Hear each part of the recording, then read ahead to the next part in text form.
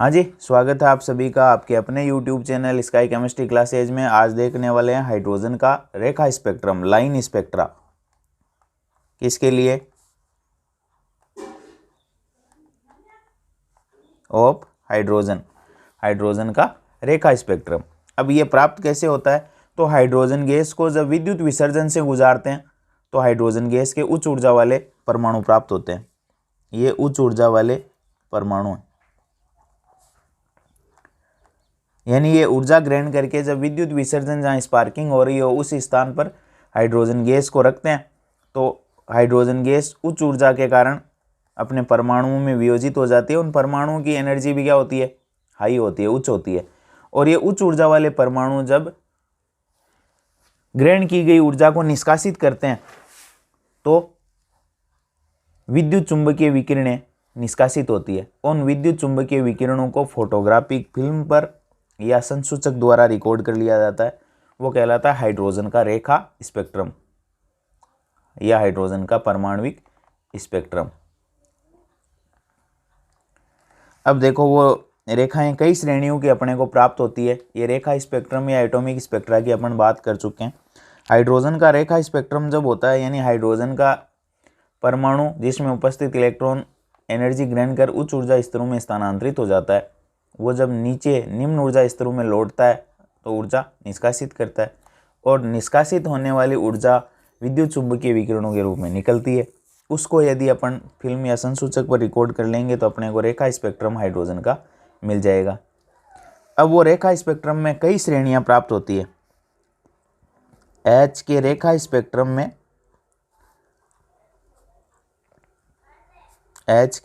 Spectrum में रेखाओं की कई श्रेणियां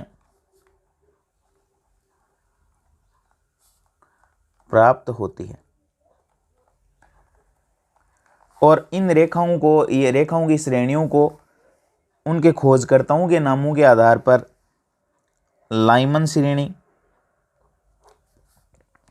बामर श्रेणी, पासचन श्रेणी, ब्रैकेट श्रेणी एवं फंड श्रेणी नाम दिया गया है। ये रेखाओं की श्रेणियां हाइड्रोजन के रेखा स्पेक्ट्रम में प्राप्त होती है। तो ये रेखाओं के श्रेणियां जो है वो कब कब प्राप्त होती है अपने को हाइड्रोजन के रेखा स्पेक्ट्रम में, वो देखते हैं अपन।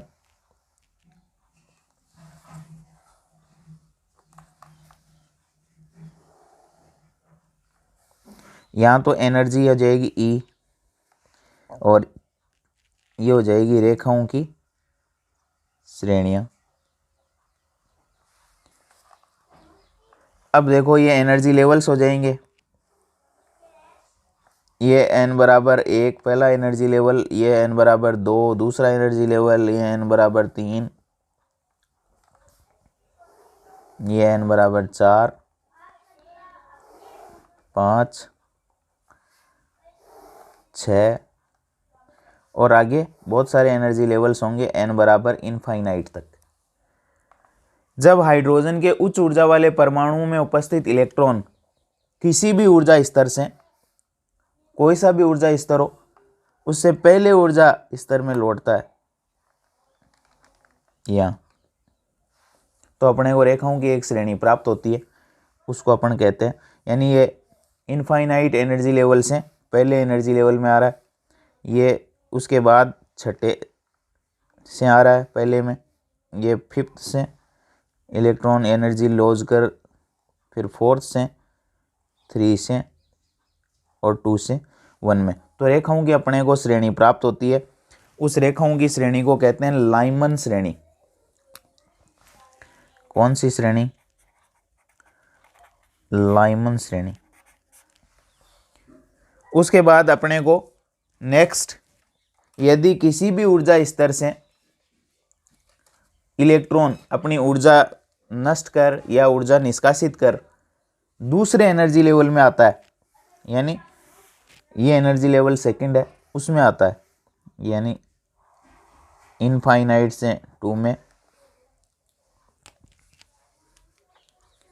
फिर ये अपने 6 से 2 में, फिर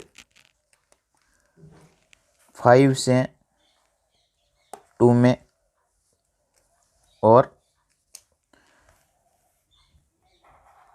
4 से 2 में, और 3 से 2 में।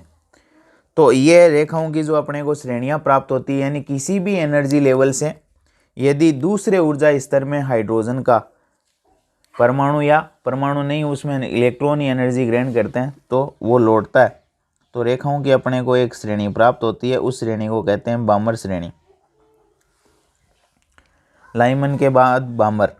उसके बाद अब मैंने ये रंगीन क्यों बनाया है, ये रंगीन इसलिए बनाया है कि बामर श्रेणी अपने को दृश्य क्षेत्र में प्राप्त होती है, यानी केवल यही रेखाओं की श्रेणी है जो अपने को दिखाई देती है। बाकी विद्युत चुंबकीय विकिरणों के ऐसे स्पेक्ट्रम में स्थित होती है, वो अपने को नग्न आंखों से दिखाई नहीं देती है, विशेष उपकरणों की आवश्यकता होती है। बामर के बाद में लाइमन के बाद में बामर, बामर के बाद में पाश्चन। यदि किसी भी ऊर्जा स्तर से इलेक्ट्रॉन ऊर्जा लॉस कर तीसरे ऊर्जा स्तर में आता है, ये इनफाइनाइट से, ये छठे से, ये फिफ्थ से, फोर्थ से, तो अपने को रेखाओं की एक श्रेणी और प्राप्त होती है, उसको कहते हैं पाश्चन श्रेणी।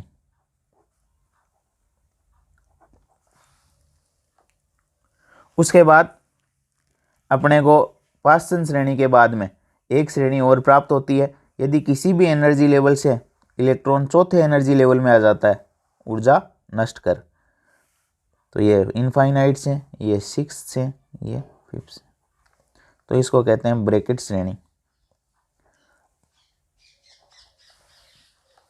और यदि किसी भी एनर्जी लेवल से फिफ्थ में, पांचवें एनर्जी लेवल में आता है, तो अपने को एक श्रेणी और प्राप्त होती है, उसको कहते हैं फंड श्रेणी।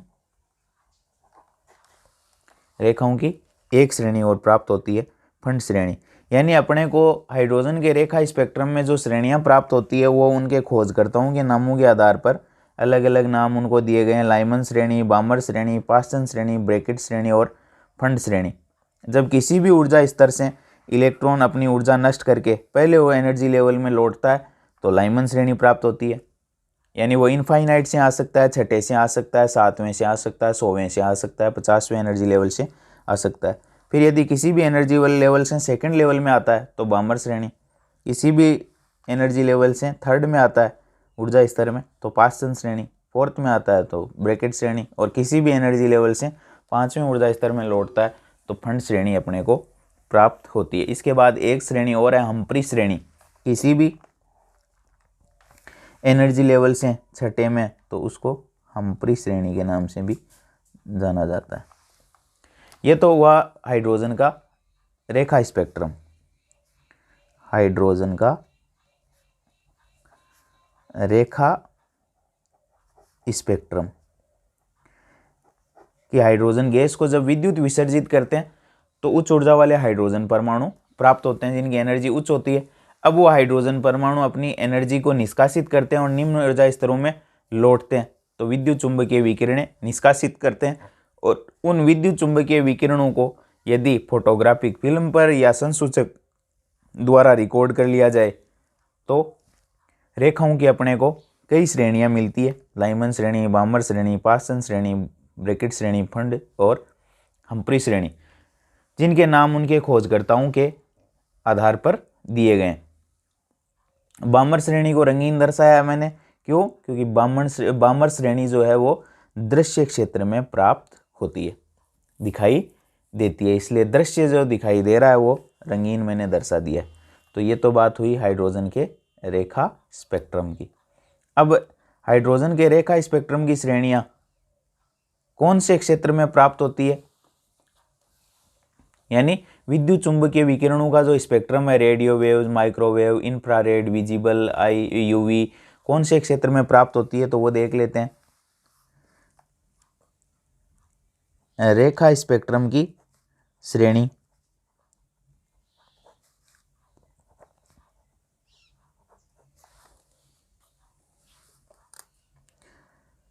प्रारंभिक ऊर्जा स्तर कौन सा है, अंतिम ऊर्जा स्तर कौन सा है,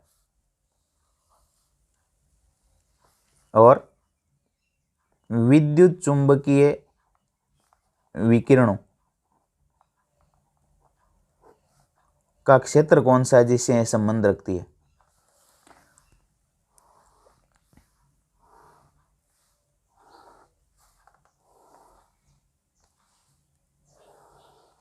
तो अपनी श्रेणी है पहली श्रेणी लाइमन श्रेणी। निम्न ऊर्जा स्तर अपना कौन सा है? एक। उच्च ऊर्जा स्तर यानी N1 कौन है? निम्न ऊर्जा स्तर। N2 कौन है? 2 हो सकता है, 3 हो सकता है, 4 हो सकता है, 5 हो सकता है, आगे कंटिन्यू इनफाइनाइट तक हो सकते हैं। विद्युत चुंबकीय विकिरणों का लाइमन श्रेणी जो है वो क्षेत्र जो प्राप्त होता है वो है पराबैंगनी क्षेत्र, यानी ये विद्युत चुंबकीय स्पेक्ट्रम के पराबैंगनी क्षेत्र में प्राप्त होती है, यूवी अल्ट्रावायलेट। लाइमन के बाद में है बामर श्रेणी। N1 का मान यानी निम्न ऊर्जा स्तर इसका है 2, तो उच्च ऊर्जा स्तर यानी N2 की वैल्यू कितनी हो सकती? इससे ऊपर वाले सारे हो जाएंगे। 3 से आ सकता है इलेक्ट्रॉन, 4 से, 5 से, 6 से, डैश डैश डैश इनफाइनाइट तक। और ये विद्युत चुंबकीय विकिरणों के स्पेक्ट्रम में दृश्य क्षेत्र में प्राप्त होती है। इंपॉर्टेंट है, बामर श्रेणी दृश्य क्षेत्र में। लाइमन बामर के बाद में है पाश्चन श्रेणी। इसके लिए N1 यानी निम्न ऊर्जा स्तर है तीसरा, थर्ड। N1 की वैल्यू 3 है, तो N2 यानी उच्च ऊर्जा स्तर हो सकते हैं, चौथा हो सकता है, पांचवा, छठा, सातवां, डैश डैश डैश इनफाइनाइट तक। और ये विद्युत चुंबकीय विकिरणों के स्पेक्ट्रम में अवरक्त क्षेत्र में स्थित होती है, पाश्चन श्रेणी। फिर पाश्चन के बाद में है ब्रैकेट श्रेणी।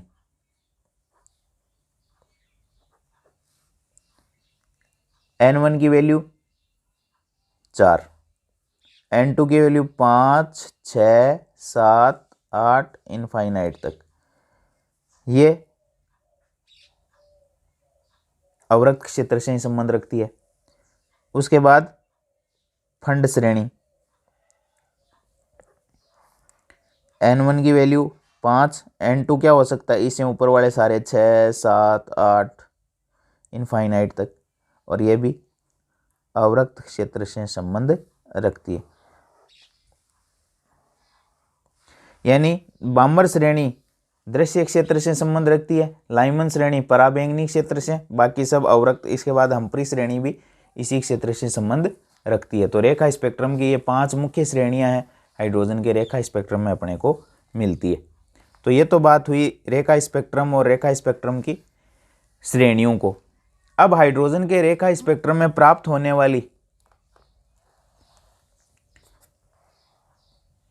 हाइड्रोजन के रेखा स्पेक्ट्रम में प्राप्त होने वाली स्पेक्ट्रमी रेखाओं को यदि तरंग संख्या द्वारा दर्शा दिया जाए, यदि स्पेक्ट्रमी रेखाओं को तरंग संख्या द्वारा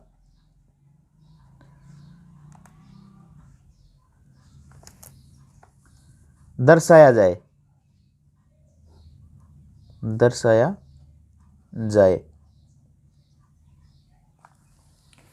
तो इन्हें निम्न सूत्र से ज्ञात किया जा सकता है।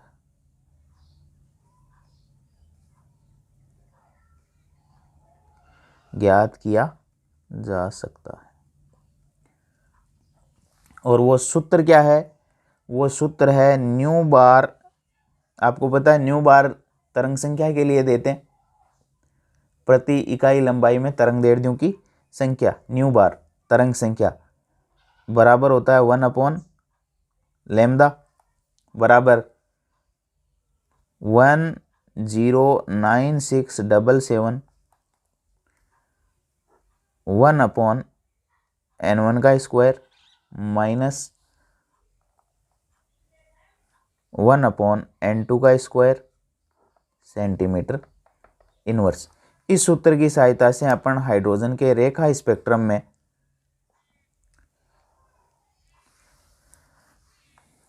जो स्पेक्ट्रमी रेखाएं प्राप्त होती है उनको कैलकुलेट कर सकते हैं। N1 क्या हो जाएगा? निम्न ऊर्जा स्तर। N2 क्या हो जाएगा? उच्च ऊर्जा स्तर। यानी कौन से ऊर्जा स्तर में इलेक्ट्रॉन लौट रहा है, कौन से ऊर्जा स्तर से लौट रहा है, तो N1 हो जाएगा निम्न ऊर्जा स्तर और N2 हो जाएगा उच्च ऊर्जा स्तर, और डेल्टा N क्या हो जाएगा, N2 माइनस N1 कह सकते हो। तो ये तो बात हुई हाइड्रोजन के रेखा स्पेक्ट्रम में। स्पेक्ट्रमी रेखाओं को यदि तरंग संख्या द्वारा दर्शा दें अपन, तो उस तरंग संख्या को न्यू बार बराबर 10^77 1/N1 का स्क्वायर माइनस 1/N2 का स्क्वायर सेंटीमीटर इनवर्स फॉर्मूले से ज्ञात कर सकते हैं। अब देखो इस सूत्र से दृश्य क्षेत्र की रेखाओं, दृश्य क्षेत्र बामर श्रेणी की रेखाओं के लिए क्या हो जाएगा formula, nu bar is equal to 10^77 centimetre inverse 1/N1 की वैल्यू कितनी हो जाएगी, बामर श्रेणी की रेखाएं प्राप्त होती है जब इलेक्ट्रॉन दूसरे ऊर्जा स्तर में लौटता है, तो N1 हो जाएगा 2 का स्क्वायर माइनस N2 का स्क्वायर। N2 कोई सा भी एनर्जी लेवल हो सकता है इनफाइनाइट तक, तो इससे अपन ये बामर श्रेणी के लिए हो जाएगा स्पेक्ट्रमी रेखाएं ज्ञात करने का फॉर्मूला। और यहाँ 10^77 जो है वो है रीजबर्ग कांस्टेंट हाइड्रोजन के लिए, रीडबर्ग स्थिरांक। और स्पेक्ट्रमी रेखाओं या तरंग संख्या को सेंटीमीटर इनवर्स में या मीटर इनवर्स में अपन मात्रक देते हैं, तो छोटा मात्रक सेंटीमीटर इनवर्स है। ये रीजबर्ग कांस्टेंट है किसके लिए, हाइड्रोजन के लिए। तो ये है अपना हाइड्रोजन का रेखा स्पेक्ट्रम। तो हाइड्रोजन का रेखा स्पेक्ट्रम में क्या है, हाइड्रोजन गैस को विद्युत विसर्जन से जहाँ स्पार्किंग हो रही है वहाँ रखने पर और स्पार्किंग करवाने पर हाइड्रोजन गैस के उच्च ऊर्जा वाले परमाणु प्राप्त होते हैं। और ये उच्च ऊर्जा वाले परमाणु जो है वो ऊर्जा जो ग्रहण की है वो विद्युत चुंबकीय विकिरणों के रूप में निष्कासित करते हैं, और निष्कासित होने वाली विद्युत चुंबकीय विकिरणों की तरंगदैर्ध्यों को या फिर आवृत्ति को फोटोग्राफिक फिल्म या संसूचक द्वारा जब रिकॉर्ड कर लें तो अपने को रेखाओं की कई श्रेणियां, लाइमन श्रेणी, बामर श्रेणी, पास्सन श्रेणी, ब्रैकेट श्रेणी और फंड श्रेणी और हम्फ्री श्रेणी प्राप्त होती है, जो उनके खोजकर्ताओं के नामों के आधार पर इनको नाम दिया गया है। ये श्रेणियां अपने को प्राप्त होती है। और ये श्रेणियां कब कब प्राप्त होती है अपने को, ये श्रेणियां प्राप्त होती है जब किसी भी एनर्जी लेवल से इलेक्ट्रॉन जो उच्च ऊर्जा वाला है हाइड्रोजन परमाणु का वो पहले एनर्जी लेवल में आता है तो लाइमन श्रेणी, किसी भी ऊर्जा स्तर से दूसरे एनर्जी लेवल में आता है तो बामर श्रेणी, किसी भी एनर्जी लेवल से थर्ड में आता है तो पास्सन, किसी भी एनर्जी लेवल से चौथे एनर्जी लेवल में आता है तो ब्रैकेट, और किसी भी एनर्जी लेवल से पाँचवें एनर्जी लेवल में आता है तो फंड श्रेणी, और किसी भी एनर्जी लेवल से छठे एनर्जी लेवल में आता है तो हम्फ्री श्रेणी प्राप्त होती है। इसमें जो विद्युत चुंबकीय विकिरणों का स्पेक्ट्रम था अपने, उसके अंदर कौन कौन सी थी, उसके अंदर थी radio wave, microwaves, infrared, visible, UV, X ray और गामा रे। इन रेखाओं की श्रेणियों के अंदर तो यहाँ अपने को पराबैंगनी क्षेत्र में लाइमन श्रेणी प्राप्त होती है, यानी ये विद्युत चुंबकीय विकिरणों का स्पेक्ट्रम है, इसमें कई टाइप की विद्युत चुंबकीय विकिरणें होती है। तो लाइमन श्रेणी पराबैंगनी क्षेत्र में प्राप्त होती है, बामर श्रेणी दृश्य क्षेत्र में, और बाकी की जो है वो अवरक्त क्षेत्र में प्राप्त होती है। केवल यही दिखाई देने वाला क्षेत्र है दृश्य क्षेत्र, जो बामर श्रेणी अपने को दृश्य क्षेत्र में प्राप्त होती है। और स्पेक्ट्रमी रेखाओं को अपन ज्ञात कर ही सकते हैं। अब हरेक परमाणु के लिए प्रत्येक जो तत्व है उसके लिए रेखा स्पेक्ट्रम, प्रत्येक तत्व का रेखा स्पेक्ट्रम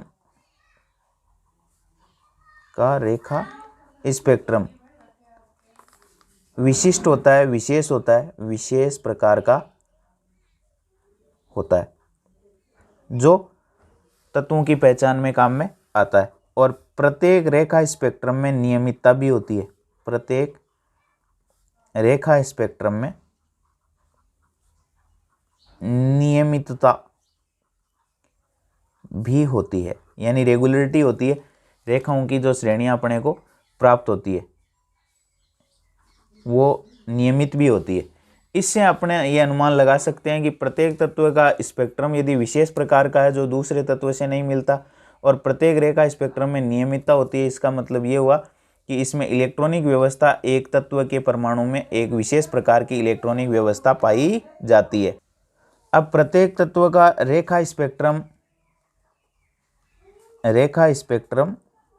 या परमाणु स्पेक्ट्रम, एटॉमिक स्पेक्ट्रम, ये किसी तत्व के लिए रेखा स्पेक्ट्रम और परमाणु स्पेक्ट्रम जो है किसी तत्व के लिए, रेखा स्पेक्ट्रम या परमाणु स्पेक्ट्रम किसी तत्व के लिए विशेष होता है और विशेष प्रकार का होता है, तत्व के लिए विशेष प्रकार का। उसी प्रकार जिस प्रकार से मानव के लिए अंगुलियों के निशान, जिस प्रकार से मानव, प्रत्येक मानव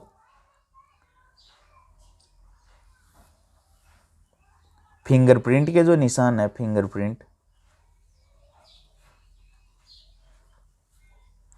विशेष प्रकार का होता है, तो अपन रेखा स्पेक्ट्रम की तुलना किसी तत्व का रेखा स्पेक्ट्रम ठीक उसी प्रकार का होता है जैसे प्रत्येक मानव के लिए फिंगरप्रिंट होता है, यानी मानव के लिए हर एक मानव का फिंगरप्रिंट जो है वो अलग प्रकार का होता है, वैसे ही रेखा स्पेक्ट्रम भी प्रत्येक परमाणु का अलग प्रकार का होता है और इसीलिए ये तत्वों की पहचान में काम में आता है। तो ये अपना हाइड्रोजन का रेखा स्पेक्ट्रम।